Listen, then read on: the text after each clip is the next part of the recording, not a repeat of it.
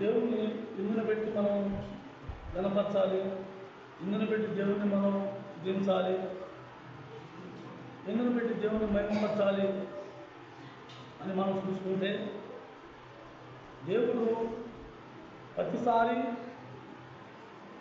మనల్ని కంటికి రెప్పలా కాచుకుంటూ తన వాక్యం ద్వారా మనల్ని మంచి మార్గాన్ని నడిపిస్తూ ఆయన తన రెక్కలాంటిని భద్రపరుచుకుంటూ మనందరినీ కూడా కాచి కాపాడి తన బిడ్డలుగా మనల్ని అంగీకరించి తన జీవాహారంతో మనల్ని పోషిస్తూ ఇంతవరకు మనం నడిపించినందుకు ఈరోజు ఇంకా మనం సజీవులుగా ఉన్నందుకు ఎంతైనా కృతజ్ఞత కలిగి ఉన్నారు. ఈరోజు ఈ గడియ చూడడం వాళ్ళు అనేక మంది ఉన్నారు. ఇంకా తండ్రి మనల్ని ప్రేమించి మనందరినీ కూడా సజీవులుగా ఉంచి మనమందరం సంఘంగా కూడుకుని ఆయన పాదాల కాడ కూర్చోవడానికి సమయం ఆయన ఇచ్చినందుకు ఆయన ఎంతైనా మనం కృతించి కనపరచాలి. దేవుడు ప్రతిసారి కూడా మనల్ని కాసుకుంటూ కాపాడుతూ ఈ భూ సంబంధమైన లోకం నుంచి మనల్ని ప్రత్యేకంగా వేర్పరచుకుంటూ ఈ లోకంలో వచ్చే బాణాలను ఎదురు దెబ్బలను మనకు తగిలినప్పటికీ కూడా ఆయన కాసుకుంటూ మనం ఎంతో ప్రేమ కలిగి ఆయన నడిపించుకుంటూ వస్తున్నాడు. దేవుడు మనల్ని ఎలా కాపాడుతున్నాడు అని చూస్తే దేవుడు ఆయన మనకు కోటై ఉన్నాడు, డాలై ఉన్నాడు, మనకు రక్షణ కల్పించేవాడు, ఆయన సజీవుడు, నీతో నాతో మాట్లాడే దేవుడు. అలాంటి దేవుడిని మనం ఆరాధిస్తున్నాం, స్తుతిస్తున్నాం. కోట, డాలు అంటే ఒక సైనికుడికి ఒక చేతితో కత్తి, ఒక చేతితో ఆ డాలు చాలా అవసరం. అలాగే క్రైస్తవ జీవితం జీవిస్తూ శిష్యులుగా మనం జీవితాలను తీర్మానించినప్పుడు మనకు కూడా ఆ పరలోకపు తండ్రి డాలై ఉన్నాడు. అపవాది చేసే బాణాలను మనం తగలకుండా, ఆ బాణాలకి మనం పడిపోకుండా, ఆ బాణాలకి మనం కుంగిపోకుండా మన నిలువెత్తు డాలై ఉన్నాడు ఆయన. ఒక చేత్తో పట్టుకుని మనం కాసుకునేస్తే మనం కాపాడుకోలేదు, కానీ ఆయన నిలువెత్తు డాలై ఉండి నిన్ను నన్ను రక్షించుకుంటూ వస్తున్నాడు. అలాగే ఆయన కోటై ఉన్నాడు. ఆ కోట లోపల మనం ఉంచాడు, అంటే ఆయన రెక్కల చాటును మనం ఉంచుకున్నాడు. ఆయన కోటగా ఉండి మన చుట్టూ ఆయన కోటగా మన కాపుదల కాచి ఉన్నాడు. ఎత్తైన కోటగా ఉన్నాడు, మరి సామాన్యమైన కోట కూడా కాదు, ఎత్తైన కోటగా ఉన్నాడు. ఆయన కోటగా ఆయన లేకుండా ఉండుంటే మనం ఎప్పుడూ నశించిపోయేవాళ్ళం. కానీ ఎప్పుడైతే ఆయన బిడ్డలుగా మనం అంగీకరించామో, ఆయన కుమారులుగా ఆయన ఎప్పుడైతే మనం స్వీకరించాడో ఆ రోజు నుంచి కూడా ఆయన డాలుగాను కోటగాను మన చుట్టూ కాపుదల కాసి ఉన్నాడు. ఆ కోట గోడలకు బీట్లు పడకుండా మనం చాలా జాగ్రత్తగా చూసుకోవాలి. అది చూసుకోవాలంటే మన వల్ల అవుతుందా? ఆ బీట్లు పడకుండా మన వల్ల కాదు. ఆయన కట్టిన కోట, ఆ కోటకు మనం బీట్లు పడకుండా కాయాలంటే మన వల్ల కాదు. కాబట్టి మనం ఎప్పుడు కూడా దేవునికి మొరపెట్టుకుంటూ ఉండాలి. మన ఆత్మీయ జీవితం గురించి కానీ, మన చుట్టూ ఉన్న పరిస్థితుల గురించి కానీ, మనకున్న సమస్య గురించి కానీ, మనం జీవించే జీవితం గురించి కానీ ఆయన సన్నిధిలో ఆయనతో పాటు ఎప్పుడు మనం కలిసి జీవించాలి. ఎప్పుడు ఆయనకి మనం మొరపెట్టుకుంటూ ఉండాలి. లేకపోతే ఆ కోటకు బీట్లు అనే ప్రమాదం ఉంది. ఆ కోట బీట్లు పడకుండా ఉండాలంటే మనం ఆ కోటను మనం కాయలేము. కాబట్టి మనకు ఒక నాయకుడు ఉన్నాడు. ఆ కోటకు నాయకుడు ఆ డాలై ఉన్న యేసుక్రీస్తు ప్రభుకి మనం ఎప్పుడు ఆ పరలోకపు తండ్రికి పెద్ద జ్ఞాపకం మనం చేసుకుంటూ ఉండాలి. లేకపోతే మనం ఎప్పుడో నశించిపోయేవాడు. ఎప్పుడైతే దేవుడి పట్ల మనం ఆశ కలిగి ఆసక్తితో ఆయనకు మొరపెట్టుకుంటామో దీన మనసు కలిగి మన మొర ఆయన ఆలకిస్తూ ఉంటాడు. ఆ దీన మనసు కలిగి మనం మొరపెట్టుకున్నప్పుడల్లా ఆయన మన మొర ఆలకిస్తూ ఉంటాడు. లేకపోతే మనం ఎప్పుడో తప్పిపోయేవాడు.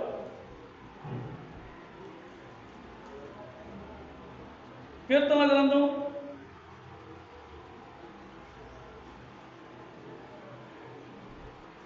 116వ కీర్తన పేజీ నెంబర్ 514, 116వ కీర్తన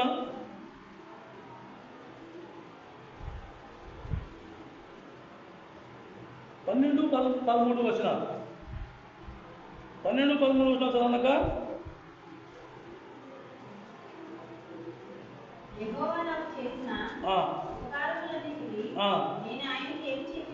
ఏమి చెల్లించదును? రక్షణ పాత్రను చేతపుచ్చుకుని యెహోవా నామమును ప్రార్థన చేసేది. దేవుడు చేసిన ప్రతి కార్యానికి మనం ఎప్పుడు కూడా ప్రార్థన జ్ఞాపకంతో దేవుణ్ణి మనం కనబరుస్తూ ఉండాలి, దేవుణ్ణి మయంపరుస్తూ ఉండాలి. ప్రార్థన అంటే దేవునికి చాలా ప్రీతికరం. అది మనం ఎప్పుడు కూడా దేవుడి సన్నిధిలో అంటే నువ్వు చెప్పే లెక్కన మేము పనులు మానుకుని మందిరంలో కూర్చోవాలా అని కాదు. నువ్వు మందిరంలో ఉన్నా, ఇంటిలాడున్నా, ఎక్కడున్నా సరే నీ మనవి నువ్వు దేవుడు చేసిన మేలు నువ్వు చెప్పుకుంటే దేవుడికి ప్రార్థన. ప్రార్థన అంటే అన్ని విడిచిపెట్టుకుని మాకు ఉంచుకుని మందిరంలో కూర్చోవడం కాదు. నువ్వు ఎక్కడున్నా సరే, నువ్వు ఎలా ఉన్నా సరే, దేవుడు చేసిన ఉపకారాలని, దేవుడు నీ నుంచి తప్పించిన కీడులను, దేవుడు నీ నుంచి తప్పించిన ప్రమాదాలను, నీ ఆత్మీయ జీవితంలో దేవుడు నడిపించే మార్గం గురించి కానీ, మనం విన్నదాని గురించి కానీ, ఆ ప్రకారం మనం జీవించే నడకల గురించి కానీ, దేవుడు మనం చేసిన ప్రతి దాని గురించి కూడా దేవునికి చెప్పుకోవడమే ప్రార్థన. ప్రార్థన దానికి ప్రత్యేకంగా పనులన్నీ మానుకుని మందిరంలో కూర్చొని ప్రార్థన చేయడం అనేది కాదు. కాబట్టి మనం ఎప్పుడు కూడా దేవుడికి ప్రార్థన విజ్ఞాపనలు చేసుకుంటూ ఉండాలి. మనకి దేవుడు చేసిన కార్యాలకు మనం ఆయనకి ఏమి ఇవ్వగలం? ఆయన ఇచ్చిన రక్షణ పాత్రనే చెప్పుకోబడుతుంది. ప్రభా నువ్వు నా జీవితం అంతా వ్యర్థమైన పాలైపోయింది, నా జీవితం అంతా నాశనం అయిపోయింది, నేను వ్యర్థంగా జీవించాను, పనికి మాలిన జీవితం జీవించాను. నాయన నువ్వు తప్ప నన్ను రక్షించిన వాడు ఎవడూ లేడు. నేను మారును అనుకున్న వాళ్ళందరూ కూడా నన్ను చూసి చిక్కుపడేలాగా నువ్వు చేసావు తండ్రి. నువ్వు ఇచ్చిన రక్షణ వల్లే జరిగింది ప్రభా. ఇది నా జీవితంలో జరిగిన అనుభవం. ఇది నా తల్లిదండ్రుల నుంచి వచ్చిన స్పందన అదే, నా అత్తమామ దగ్గర నుంచి వచ్చిన స్పందన అదే. వీడు మారాడు, వీడు తాగి సత్తాడు,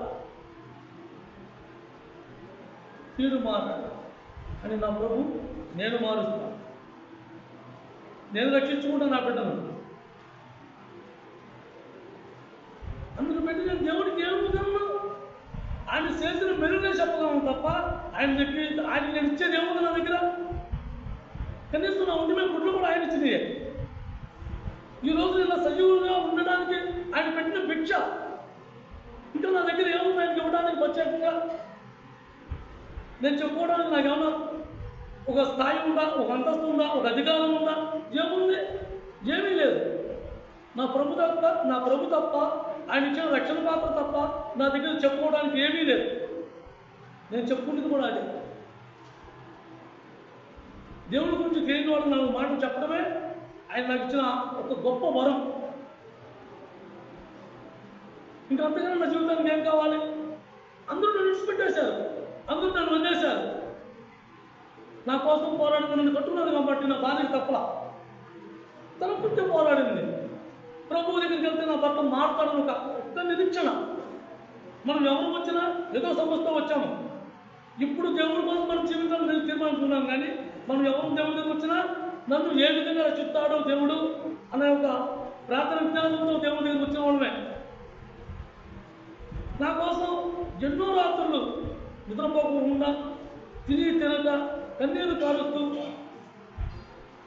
తన జీవితాన్ని త్యాగంగా బలంగా పెట్టి ఆ దేవుడికి నన్ను అర్పించుకుంది.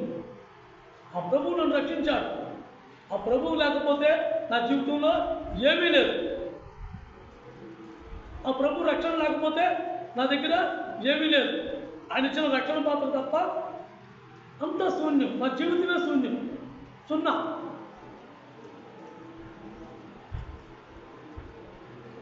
కనీసం ఒక్క సైకిల్ కూడా లేని సిగ్గినాలి. 200 ఉంటే కోట్ల మందు, అది నా జీవితం. అలాంటి జీవితం నుంచి ఆయన కుమారుడిగా స్వీకరించడానికి తీసుకొచ్చిన దేవుణ్ణి నేను ఎలా ఆరాధించగలను? ఏమని ఆరాధించాలి? నా దగ్గర ఏముందని దేవునికి అర్పించాలి?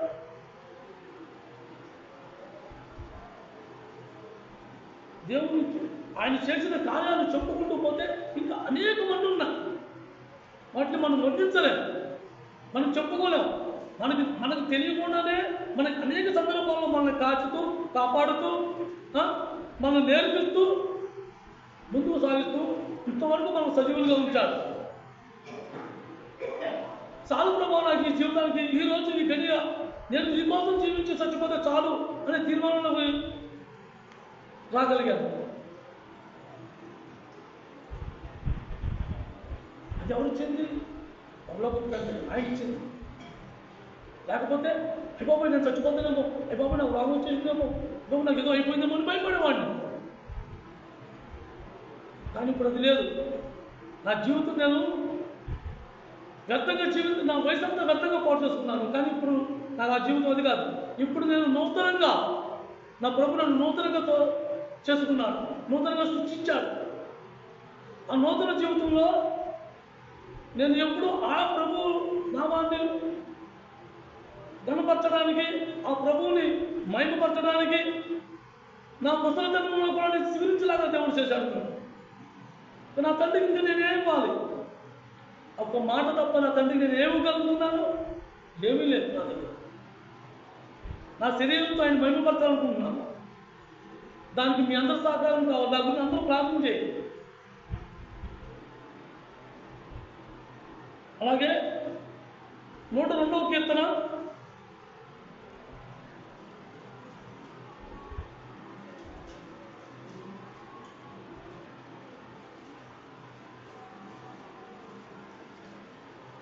పేజీ నెంబర్ 505, 102వ కీర్తన పేజీ నెంబర్ 505, 102వ కీర్తన 17వ వచనం.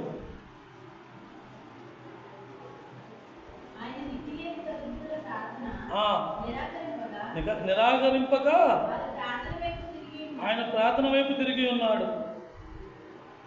ఒకప్పుడు నేను అనుకునేవాడిని, ప్రభు నా ప్రార్థన కూడా నువ్వు ఆలకిస్తావా? నాకు ప్రార్థన చేయడం రాదు కదా ప్రభా, నేను ఏ ప్రార్థన అంటే ఏంటి ప్రభా అని అడుగున్నప్పుడు ఆయన శిష్యులకు నేను ప్రార్థన చదివినప్పుడు ప్రార్థన ఇలా చేయాలేమో, నాకు ఇది రాదు కదా అనుకునేవాడు. కానీ దేవుడు చేసిన కార్యాలు ఎప్పుడైతే నేను దేవుడికి చెప్తూ మొదలుపెట్టాను, అదే ప్రార్థన తర్వాత నాకు అర్థమైంది. ఒక సాటి వ్యక్తి గురించి, ఒక సాటి మనిషి గురించి నాకు తెలుసున్న బట్టికి దేవుడితో చెప్పాలి. అదే ప్రార్థన అనుకున్నాను. నేను నా దీనుని నేను పనికిమాలిన వాడిని, నాకంటూ ఎవరు లేని వాడిని, నాకు అలాంటివి నన్ను జాగ్రత్త ఒక సంఘాన్ని ఇచ్చావు, ఒక చావుకులను ఇచ్చావు, మంచి సమాసం ఇచ్చావు.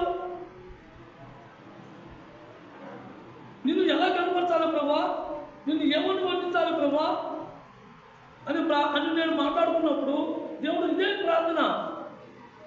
నాలాంటి దీనుడి ప్రార్థన కూడా దేవుడు ఆలకిస్తాడా? నాలాంటి దరిద్రుడి ప్రార్థన దేవుడు వింటాడా అనుకున్నావు. ఎస్, వింటాడు. దేవుడే చెప్తున్నాడు, నేను దరిద్రుల కోసం, పాపుల కోసం వచ్చాను కానీ నేను ధనవంతుల కోసమో పరిశుద్ధుల కోసం కాదు అని. నాలాంటి దీనుడి ప్రార్థన కూడా వింటాడని అప్పుడు గ్రహించుకున్నాను నేను. నాలాంటి దరిద్రుల ప్రార్థన దేవుడు వింటాడని అప్పుడు గ్రహించుకున్నాను నేను. మనకు దేవుడు ఎన్ని సందర్భాల్లో ఏ రకాలుగా మనం తనతో దేవుడు మాట్లాడుతున్నాడో దాన్ని మనం వర్ణించాలి. ఎప్పుడైతే మనం దేవుడి దగ్గర దీనంగా కూర్చొని పాకులాడుతున్నామో దేవుడు ఖచ్చితంగా మనలో కార్యం చేస్తాడు. మనం ఎవరు పరిశుద్ధులు కాము, ఎవరు పరిపూర్ణం కాము. మరి మనం పరిపూర్ణంగా నడవాలంటే మనం ఏం చేయాలి? ఆయన ఆత్మ కావాలి. ఆయన ఆత్మ కావాలంటే ప్రభువుని ఆత్మతో నింపనంత మాత్రం నింపుతాడా? నింపడు. మరి మనం ఏం చేయాలి? దీనులు అయి ఉండాలి, దీన మనసు కలిగి ఉండాలి. ఆ దీనత్వం లేకపోతే మనం దేవునికి వ్యతిరేకం అయిపోతాం. ఎప్పుడైతే నేను పేద విజ్ఞానంతో దేవుడి దగ్గర మనం గోజాడుతున్నామో మన పక్షాన దేవుడే పోరాడుతున్నాడు. ప్రతి విషయంలోనూ దేవుడే పోరాడుతున్నాడు. నేను పోరాడతాం. మనం ఈ లోకాన్ని జయించలేదు. ఈ లోకాన్ని జయించాలంటే నీ వల్ల నా వల్ల కాదు. కానీ అది జయించాలని ఆశ మనలో ఉంటే దేవుడికి మొరపెట్టుకున్నప్పుడు దేవుడు మాత్రం ఖచ్చితంగా దాన్ని నెరవేరుతాడు. కానీ ముందు మనకు ఆశ ఉండాలి. నా సహోదరులాగా నేను ఎందుకు ఉండలేకపోతున్నాను ప్రభా, నా సహోదరులాగా నేను ఎందుకు జీవించలేకపోతున్నాను, వాళ్ళలాగా నేను ఎందుకు ముందుకు వెళ్ళలేకపోతున్నాను, నాలో లోపం పెట్టడం నాకు తెలియపరచు ప్రభా అని మనం అడిగినప్పుడు, ఆయన చూపించినప్పుడు, ప్రభా దీన్ని దాటాలి అంటే, దీన్ని నెరవేర్చాలి అంటే నా వల్ల కావట్లేదు ప్రభా, నీ ఆత్మతో నువ్వు నాకు తోడుంటాన్నావు కదా, నువ్వు నాకు తోడుగారా, నువ్వు సహాయం చేయతండ్రి అని మనం మొరపెట్టుకున్నప్పుడు దేవుడు సహాయం చేస్తాడు. ప్రార్థన అనేది వ్యర్థంగా పోదు. దినదరిద్రుల ప్రార్థన వ్యర్థంగా అయితే పోదు. మనం ఎప్పుడు కూడా దీన మనసు కలిగి దీనులు అయ్యి ఆయన దగ్గర ఉన్నప్పుడు ఆయన రక్షణ వస్త్రం నీ మీద నా మీద కప్పి ఉన్నాడు, ఆయన నీతి వస్త్రం నీ మీద నా మీద కప్పి ఉన్నాడు. లేకపోతే మనం నీతి మంతులమా? మనకేమైనా మంచి మనసు ఉందా? మంచి జ్ఞానం ఉందా? కొన్ని ఎదుటి వాళ్ళకి సహాయం చేసే బుద్ధి ఉందా? మన మనస్తత్వాలు ఎటువంటివి? అటువంటి మనస్తత్వం ఉన్నప్పుడు ఏరుకున్నాడు దేవుడు నిన్ను నన్ను. మనం మార్పు పొందేది కాదు, మనం పనికి మాలిన మనస్తత్వంలో మనం ఉన్నప్పుడు దేవుడు ఏరుకున్నాడు. యెషయా గ్రంథం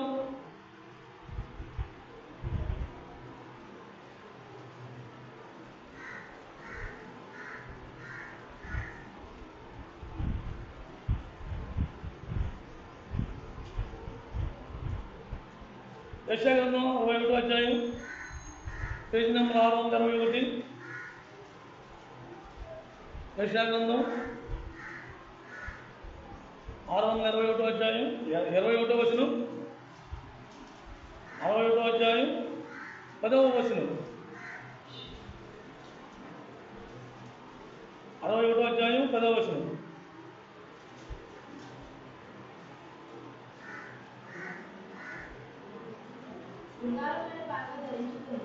శృంగారమైన పాగా ధరించుకున్న పెళ్లి కుమారుని రీతిగాను ఆభరణములతో అలంకరించుకున్న పెళ్లి కుమార్తె రీతిగాను ఆయన రక్షణ వస్త్రములను నాకు ధరింపజేసి ఉన్నాడు.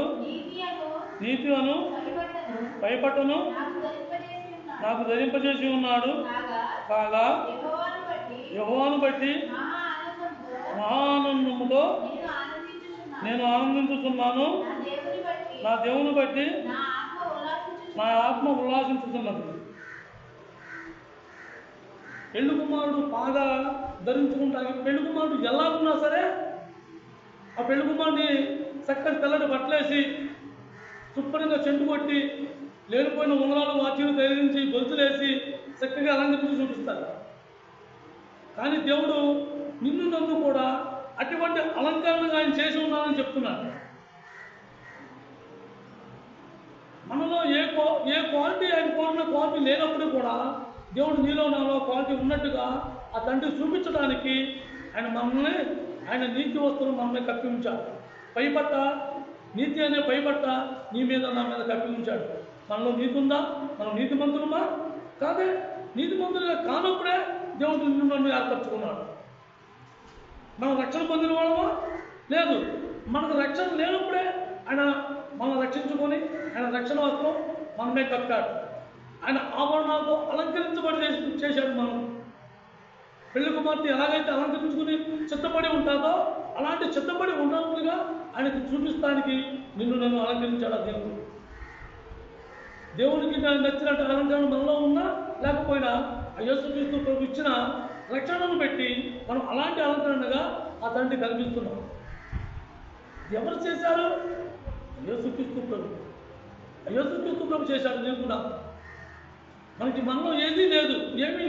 ఆయన కోరుకున్న క్వాలిటీ కానీ, ఆయన కోరిన మనసు కానీ, ఆయన కోరిన నీతి కానీ, ఆయన కోరిన సత్యాన్ని కానీ ఏది మనం అంతరించి లేనప్పుడు కూడా ఆ దేవుడు ఎంతగానో మనల్ని ప్రేమించినందున ఆయన కుమారుడు ద్వారా మనందరినీ కూడా అంగీకరించారు.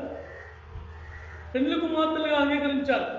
ఆభరణాలు అలంకరించుకున్న పెళ్లి కుమార్తె చిత్తపడినట్లుగా నువ్వు నేను చిత్తపడి ఉన్నట్లుగా ఆ యేసుక్రీస్తు ప్రభు మనం అలంకరించాడు.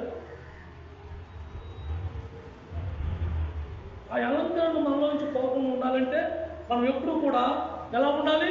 దీన మనసు కలిగి ఉండాలి. దేవుడు ఆ ఇచ్చిన నీతి వస్త్రం మన నుంచి తొలగిపోకుండా ఉండాలంటే మనం దీన మనసు కలిగి ఉండాలి. ఎప్పుడైతే దీన మనసు లేదో దేవుడు మనకు వ్యతిరేకమైపోతాడు. నేను పాపం చేశానా ప్రభు, నేను పాపం చేశాను, నువ్వు ధైర్యంగా ఒప్పుకో, ఆయన దగ్గర అంగీకరించు, గోజాడు, కన్నీరు పెట్టు, ప్రభు ఇక నేను ఎప్పుడు నా జీవితంలో ఆ పాపం మళ్ళీ చేయను అని ఒప్పుకో. దీన మనసుతో అంగీకరించి దేవుడు తన సంతం చేర్చుకుంటాడు. ఆయన కృపణిస్తాడు. దీనులకు ఆయన కృపణిస్తాడన్నమాట. అలాగే మనం ఎవరైనా సరే ఒకవేళ మనం అటువంటి స్థితిలో మనం ఉన్నప్పుడు మనం ఏం చేయాలి? సరిచేసుకోవాలి. అనేకమైన సందర్భాల్లో మనం తప్పిపోయిన వాళ్ళం, ఎవరు పరిపూర్ణం కావాలి. అనేకమైన సందర్భాల్లో నిన్నటి వరకు కూడా తప్పిపోయిన వాళ్ళం. ఈరోజు మనం పరిపూర్ణం అని చెప్పుకోవడానికి ఎవరికి మనకు అర్హత లేదు. దేవుడు అంగీకరిస్తున్నాడు. నేను పాపం చేశాను ప్రభా, నేను తప్పు చేశాను, నీ యొక్క వాక్యానికి వ్యతిరేకంగా నేను ఈ పాపం చేశాను, నన్ను ఈ పాపం నుంచి విడిపించు అని మనం అడిగినప్పుడు, మన దీన మనసు కలిగి మనం ఉన్నప్పుడు దేవుడు నిన్ను అంగీకరిస్తున్నాడు. అలాంటి అంగీకరణ ఎవరికి అందరికీ కాదు, ఎవరైతే దీన మనసుతో ఆయన దగ్గర గోజాడతారో, దీనత్వంగా ఆయన్ని బతిమాలుకుంటారో వాళ్ళకి. మన పెద్దవాళ్ళ దగ్గర తీసుకెళ్ళి ఏదైనా తప్పు చేసినప్పుడు చూడండి, మనం అరే తప్పని ఒప్పుకోవాలి అన్నప్పుడు ముగ్గురు తప్పు అయిపోయిందండి అన్నప్పుడు ఆ పెద్ద మనిషి ఏమంటాడు? మన దేవుడు కూర్చొని పెద్ద మనిషి అసలు ఆడ పశ్చాత్తాపే లేదురా, ఆడలా తప్పు ఒప్పుకుంటాడురా అని అన్నా. అలాగే మన తండ్రి కూడా నిజమైన మనసుతో గోజాల, నిజమైన మనసుతో అంగీకరించాలి.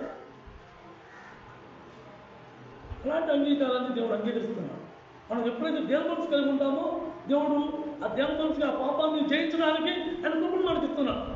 ఆయన కృప మన దగ్గర లేకపోతే ఆ పాపం మనం జయించలేదు. మనం ఎప్పుడు వెంటాడుతూనే ఉంటుంది, మనకు ఎదుగునే ఎప్పుడు కనిపిస్తూనే ఉంటుంది, మళ్ళీ మనం ప్రేరేపిస్తూనే ఉంటుంది. కాబట్టి మనం ఎప్పుడైతే దీన మనసు కలిగిన దగ్గర పోరాడతామో ఆయన ఏమంటున్నాడు? దీనులకు నాకు కృపణిస్తాను. మొదటి పేతురు రాసిన పత్రిక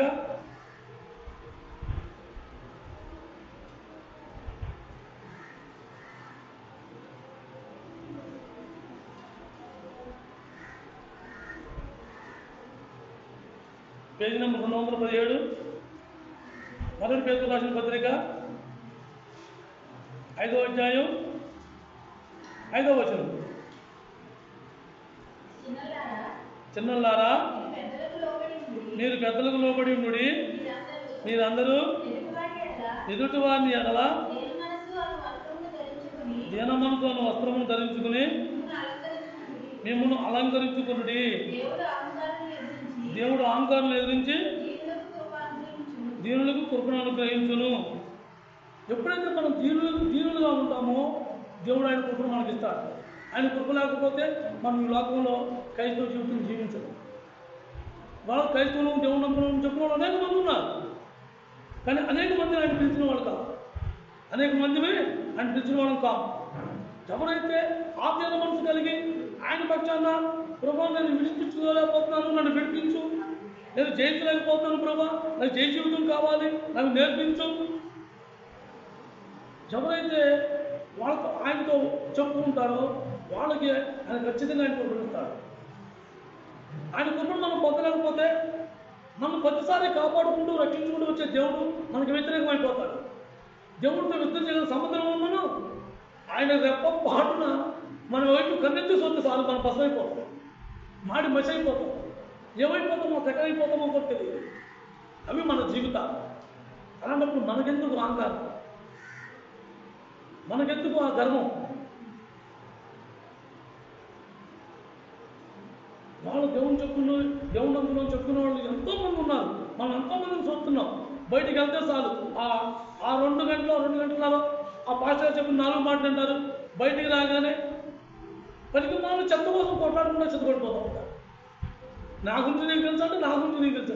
మీ గురించి మనకేం తెలియనప్పుడు మీకు దేవుడికి ఏం తెలుస్తుంది? సాటి మనుషులకి ఏం తెలుస్తుంది? దేవుడికి అయితే అన్నీ తెలుసు, కానీ సాటి మనుషులకి ఏం తెలుస్తుంది? నీ గురించి నీకు వెళ్ళినప్పుడు నా గురించి నాకు వెళ్ళినప్పుడు మనం ఎవరి దగ్గర గొప్ప చెప్పుకుంటాం? మన గొప్ప ఎంత చెప్పు?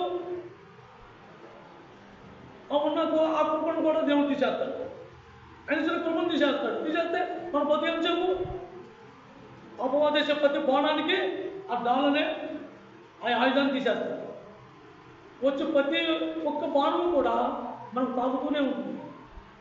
ఒకదాన్ని తప్పించుకుంటా ఇంకో కోత పడతాం, ఇంకో కోత పడుతూ ఉంటాం.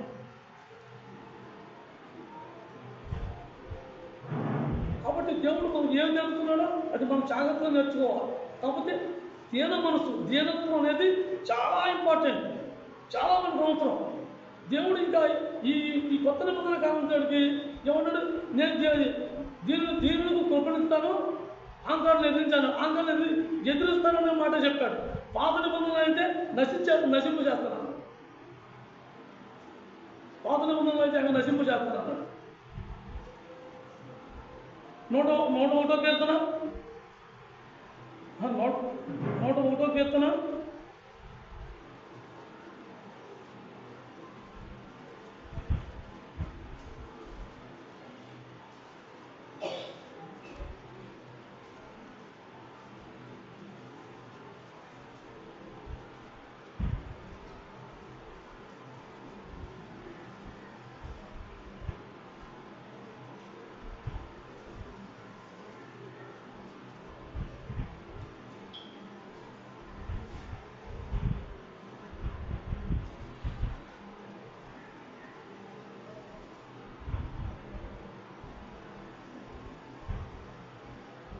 101వ కీర్తన 5వ వచనం, పేజీ నెంబర్ 504, 101వ కీర్తన 5వ వచనం.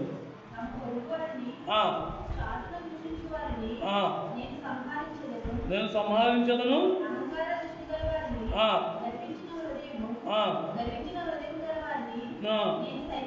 నేను సహింపను. అండ్ గర్వం గల హృదయం గల వారిని సహింపున్నాను. సాటును తిట్టుకునే నిన్నటి వరకు కూడా నేను అసలు ఈ పాప సాటి ఒక వ్యక్తి గురించి మనం ఏదైనా తప్పుగా మాట్లాడితే దీనికి ఎంత శిక్ష అని నాకు గ్రహింపే లేదు. నేను మధ్యాహ్నం కొట్లో కూర్చుంది ఆ బైబిల్ తీసుకున్న బైబిల్ తెలిస్తే ఈ మాట వచ్చింది. ఏంటి గర్వంగా మనం మాట్లాడినా సాటిని తిట్టుకుని ఇంత పెద్ద శిక్ష. నోటి మాట కదా మనం గొప్ప వదిలేస్తాం మాట. ఒక సాటిగా ఒక వ్యక్తిని మనం అనుకున్నప్పుడు దానికి ఎంత శిక్షగా మనం పాత్రలు అవుతున్నామో గ్రహమే లేకుండా పోయింది.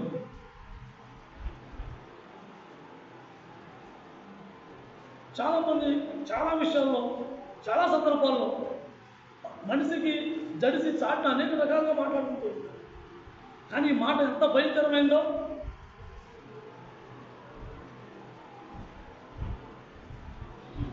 సహించనన్నాడు ఆయన. సాటి తిట్లో నశింపు చేస్తున్నాడు. అహంకార దృష్టి గల మనుషుల్ని అసలు సహించనన్నాడు. మనకి దేవుడు మన మీద ఇంకా ప్రేమ కలిగి ఆయన ఉన్నామాలని మనకి ఇంకా కొన్ని మర్మాలు మనకు తెలియనివి, మనం నేర్చుకోవాల్సినవి అనేకమైనవి మనకు తెలియపరుస్తున్నాడు. ఎవరైతే అజ్ఞానంగా ఉన్నామో నాలాగా వాళ్ళకి తెలియపరుస్తున్నాడు. అందుని బట్టి దేవుడిని మనం ఆరాధించాలి, అందుని బట్టి దేవుడిని మనం కనపరచాలి. ఎప్పుడూ కూడా దేవుని మనస్తత్వం, దేవుడు కోరుకునే విధానం, దేవుడు మన నుంచి ఏం ఆశిస్తున్నాడో ఇవన్నీ కూడా మన మైండ్లోకి ఎప్పుడు కూడా అవి సొచ్చుకుని పోవాలి. దాన్ని మనం భద్రపరచుకోవాలి.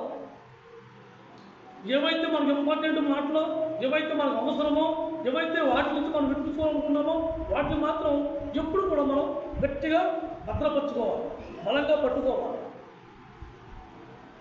బలంగా లేనప్పుడు, ఆ బలంగా మనం వాటిని పట్టుకోలేనప్పుడు, చేసారిపోయినప్పుడు తర్వాత మనం చేసేది ఏమీ లేదు. దేవుడు ఒకసారి తెలియపరిచాడు అంటే దాన్ని మనం పట్టుకుని వేలాడుతూ ఉంటే, దాన్నే మనం నెమరు వేసుకుంటూ ఉంటే ఇంకా అనేకమైన మర్మాలు మనకి తెలియపరుస్తూ ఉంటాడు. ఇంకా అనేక రకాలుగా మనం తప్పులు చేసేది కూడా మనకి గుర్తు చేస్తూ ఉంటాడు. అరే వాడినప్పుడు ఇలా అనుకున్నాను, అరే పెద్దగా నేను ఎక్కడో ఉన్నవాడిని, ఇంకో పొరుగులో ఉన్నవాడిని, ఎక్కడో దేశంలో ఉన్నవాడిని నేను తిట్టానే, నేను కేకలేసానే, నేను గద్దించానే అని నాకు తగదు. నాకు ఆలోచన.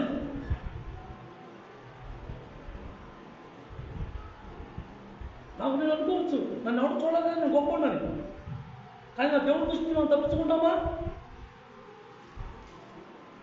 దేవుడి దృష్టి నుంచి ఎవరు తప్పించుకోరు. నన్ను నేను అనుకోవచ్చు, నేను ఎంతగానో నేను పొగుడుకోవచ్చు. నీ పొగడ్తలు ఏపాటిది? గాలి ఆవిరి లాంటిది. గాలి ఆవిరైపోతా పొగడ్తలు. దేవుడి దృష్టి నుంచి మనం ఎవరు తప్పించుకోరు.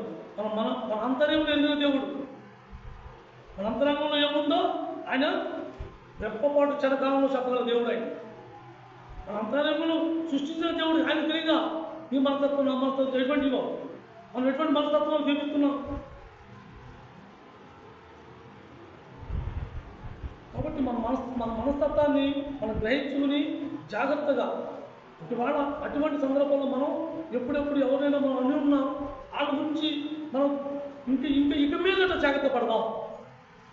జాగ్రత్త పడదాం. ఎందుకంటే నేనైతే అలాగే అనుకునేవాడిని. ఆ మనిషి లేనప్పుడు ఫోన్లో అనేక రకంగా అనేవాడిని. నువ్వు వ్యర్థవరాన్ని, అది చేత నేను ఇచ్చాను. అది నిజంగా వ్యర్థమైన మాటలు.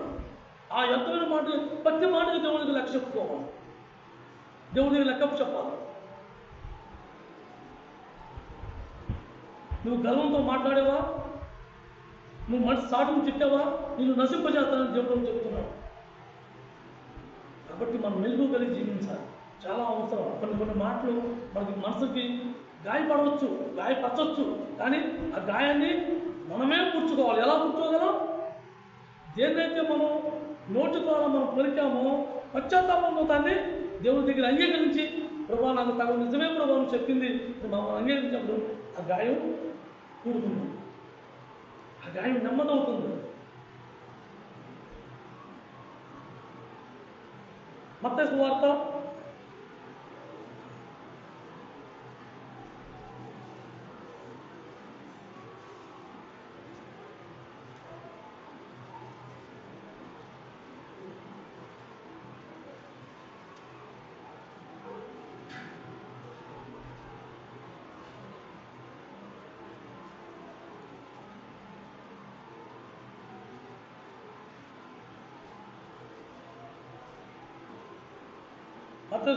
5వ అధ్యాయం పేజీ నెంబర్ 6.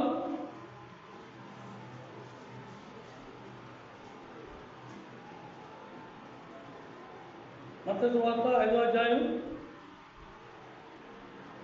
43-44 వచనాలు. నీ పొరుగువారిని ప్రేమించి నీ శత్రువును ద్వేషించమని చెప్పబడిన మాట మీరు విన్నారు కదా.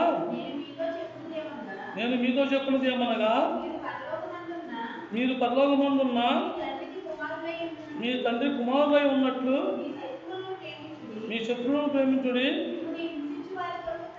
మమ్మల్ని హింసించు వారి గురించి ప్రార్థన చేయండి. ఎప్పుడైతే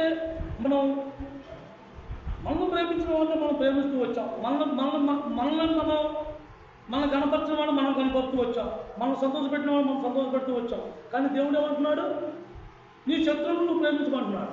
నిన్ను ఎవరైతే నిన్ను హింసిస్తారో వాళ్ళ గురించి ప్రార్థన చేయమంటున్నాడు. ఎవరిని వాళ్ళని చెప్పించమన్నా కాదే. యేసుప్రభు శిలువెత్తుడు ఏమన్నాడు? వాళ్ళని చెప్పించాడా? తండ్రి ఏమన్నా చూసుకో అన్నాడా? ఒక్క మాట ఆయన ఏమన్నాడు? తండ్రి వీళ్ళు ఏం చేస్తారో తెలియదు. ఆఖరి గడియలో కూడా యేసుక్రీస్తు ప్రభు పాపం చెప్పుకున్నా ఎంత మెలుగు కలిగి జీవించాడో మన కళ్ళ ముందు అవి వెళ్తుంటూ ఉన్నాయి.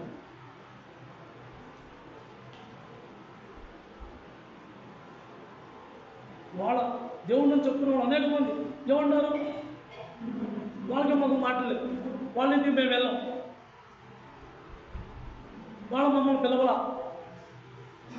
వాళ్ళకి ఎందుకు వెళ్ళాలి, నేను ఎందుకు వెళ్ళాలి? అరే దేవుడు ఎక్కువ ఏమో చెబుతున్నాడు, నిన్ను ప్రేమించిన వాడు నువ్వు ప్రేమించే ఏంటి ఉపకారం? నిన్ను ద్వేషించిన వాడు నువ్వు ప్రేమించు, నిన్ను హింసించిన వాడు నువ్వు ప్రార్థన చేయండి. ఆడు అవతోడు హింసించాడని తెలిస్తేనే ఒక కర్ర కథ చూసి మనం వెళ్ళిపోతుంది ముందే. ఇంకా అడుగు ప్రార్థన చేసే టైం ఎక్కడ ఉంటుంది మనకి? చొక్కా తీసి పక్కన చేసి ఒక కర్ర కథ తీసుకుని రాలా చూసుకున్నాడు, రాలా చూసుకున్నాం. ఇంకా మనం అడుగుని ప్రార్థన చేసే మనసు ఎక్కడ ఉంటుంది కైతులని చెప్పుకునేవాడికి?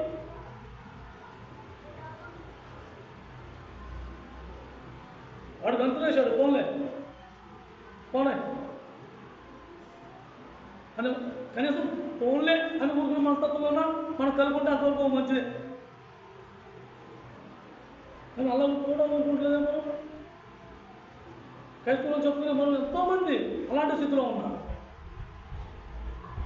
మన క్రైస్తవులు, మేము క్రైస్తవులు దేవుడు నమ్ముకున్న వాళ్ళు, మా సంఘం మీ జన్మంతా మా సంఘం వాళ్ళే అని చెప్పుకున్న అనేక మంది అదే స్థితిలో ఉన్నారు. సంఘం అంటే ఏంటి? సంఘం అంటే ఐక్యత. ఒక శరీరంలో మనం అమర్చపడ్డాం. మరి మనకి భేదాలేంటి? ఒకటి ద్వేషాలేంటి? వాళ్ళింటికి వెళ్ళాం, ఏళ్ళింటికి వెళ్ళాం, ఏళ్ళు మాట్లాడు, వాళ్ళు మాట్లాడు, ఎవరు మాట్లాడు.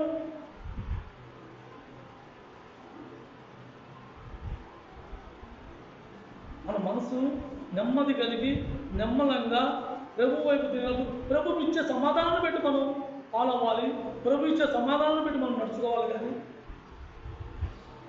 మనం నెమ్మది లేకుండా చేసుకుంటే నెమ్మది లేకుండా పోదు. అదే ప్రభు చెప్పినట్టుగా వాళ్ళ గురించి మనం క్షమించవసరంలా, క్షమించకుండా ఉంటే చాలు. మనం క్షమించవసరంలా, కనీసం క్షమించకుండా ఉన్నా పర్వాలేదు. కానీ వాళ్ళు ఒకటంటే మనం 4 అంటామే. దేవుడు ఏమంటున్నాడు? దేవుడు మాట్లాడుతున్నాడు. ఇవాళ నిన్న కొత్తగా రాసిన బైబిల్ గ్రంథంలో మాట్లాడి అందరికి తెలుసున్న వర్తమానాలే కదా అవి, అందరికి తెలుసున్న వాక్యాలే కదా, అందరికి తెలుసున్న రిఫరెన్స్లే కదా అవి.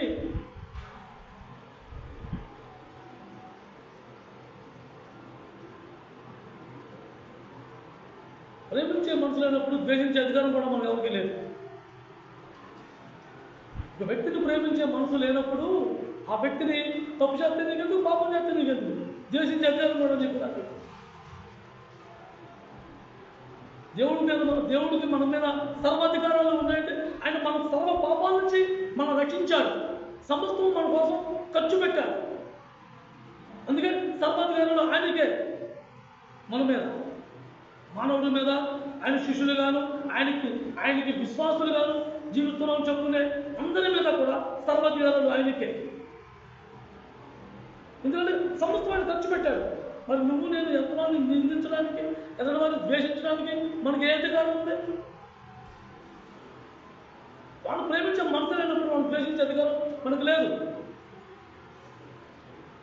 కాబట్టి మనం చాలా మెలుగుగా కలిగి ఉండాలి. మెలుగు కలిగి ఉండకపోతే దేవుడు రేపు పొద్దున మనల్ని అక్కడ పెట్టినప్పుడు, ఆయన బలిపీఠం ముందు నుంచోబెట్టుకున్నప్పుడు, మన జాతకాలు తిరగబెట్టి రాసినప్పుడు మనం అక్కడి నుంచి ఇంకా మనకు అవకాశం లేదు. ఒక్క గడియ కూడా అవకాశం లేదు. ఇంకా మనం లాస్ట్ ఫైనల్ జడ్జిమెంట్ వాయిదాలు వేస్తారు. వారం రోజులకి వేసాను, లేకపోతే నెలకి వేసాను వాయిదాని కోర్టు. మన లోకంలో వేసిన కోర్టు లాగా కోర్టు కాదు అది. దేవుడు ఓపు పట్టి ఆతను ఒకటే జడ్జిమెంట్. నిన్ను ఏమి తిట్టడం, కొట్టడం ఏమి చేయడు, అని విడిచిపెడతాడు అంతే. కానీ ఆ జడ్జిమెంట్ నుంచి మాత్రం మీకు ఎవరు తప్పించలేదు. కాబట్టి మన నోటి విధానం చాలా జాగ్రత్త, మనకు చాలా అవసరం అన్నమాట. లేకపోతే ఒకసారి మనం తిట్టామా నిన్ను తీసేస్తాను అంటాడు ఆయన. ఒక వ్యక్తి లేకుండా ఆ వ్యక్తిని నువ్వు తిట్టుకున్నావా నిన్ను నశింప చేస్తాడు.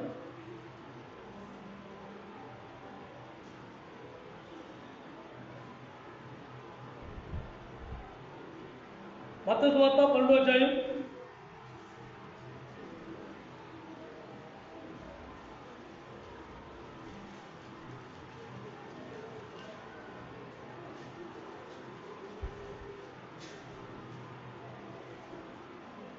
పేజీ నెంబర్ 13, మత్తయి సువార్త 12వ అధ్యాయం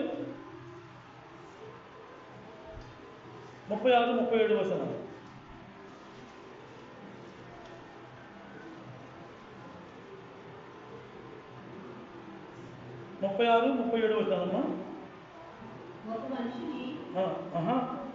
మత్తయి సువార్త 12వ అధ్యాయం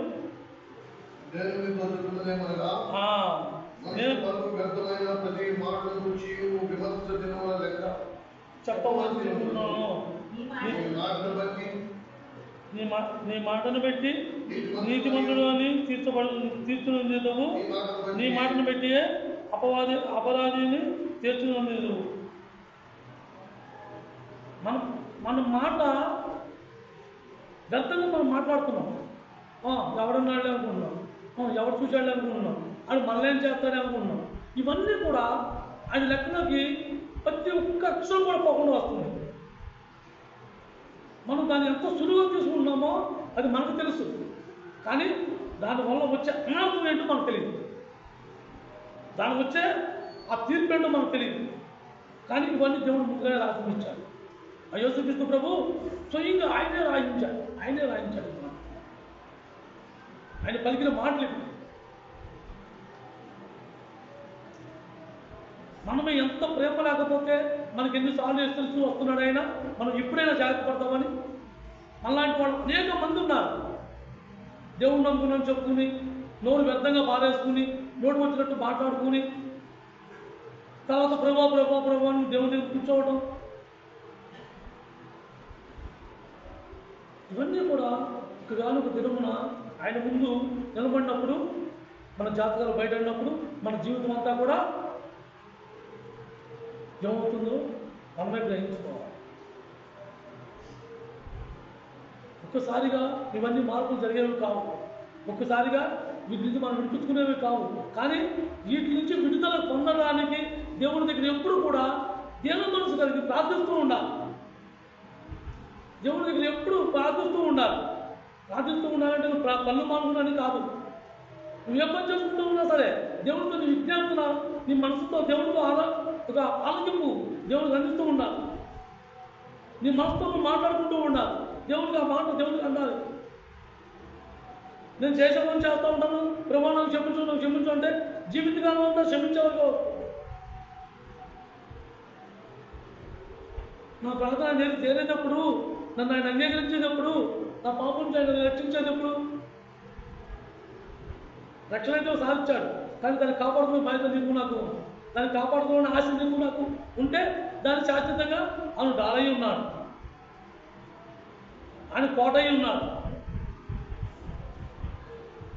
కాబట్టి మనం మెలుగు కలిగి ఆ ప్రభు ఏవైతే మనకి తెలియపరిచాడో వాటిని మనం జాగ్రత్తగా అనుసరించి జీవించే ఆ యొక్క ధన్యతను దేవుడు మనకు ఇచ్చినందుకు ఆయనకి ఎంతైనా మనం కృతజ్ఞత కలిగి ఉండాలి. ఉన్న సమయాన్ని తీసుకుంటారు.